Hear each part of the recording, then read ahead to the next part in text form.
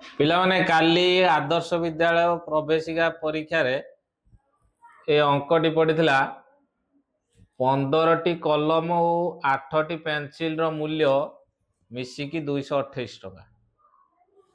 ଏବଂ 15ଟି ପେନସିଲ ଓ 8ଟି କଲମର ମୂଲ୍ୟ ମିଶି 186। ପ୍ରଶ୍ନ କହୁଛି ଯେ ଗୋଟେ କଲମ ଆଉ ଗୋଟେ ପେନସିଲର ମୂଲ୍ୟ ମିଶିକି କେତେ ହେଲା। ତେଣୁ एंसर देछि 9 टंका 42 टंका 6 टंका 18 टंका कौ टंकाटा एठी सठिक आसियो ताले अंकटा करिवा केमिति देखो 15टी कलम देछि हला प्लस 8टी पेंसिल मिसिकी केते टंका 228 तापरे केतोटी पेन 8टी पेन बा कलम 8टी कलम प्लस 15टी पेंसिल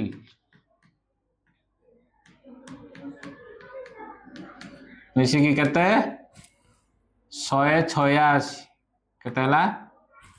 186 तेणु आमे सबको मिसई दबा 15टा कलम 8टी कलम को मिसेले 23टी कलम होची प्लस एठी भी 23टी पेंसिल होची इज इक्वल टू एटा को मिसे दबा 814 रु 4 नेला 1 8 2 10 1 11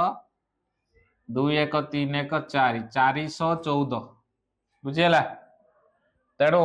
आम ये 23 कौन करवा जदि कॉमन नहीं जिबा ताले कलम प्लस पेंसिल रोची इज इक्वल टू 414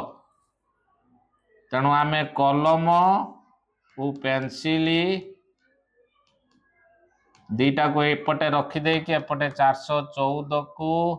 जदि 23 रे हरिबा ताले 18 आसुची बुझेला तेणु 18 टंका होची तार आंसर गोटे कलम आ पेंसिल को मिसेले 18 टंका आसियो तेणु ऑप्शन डी राइट आंसर बुझेला।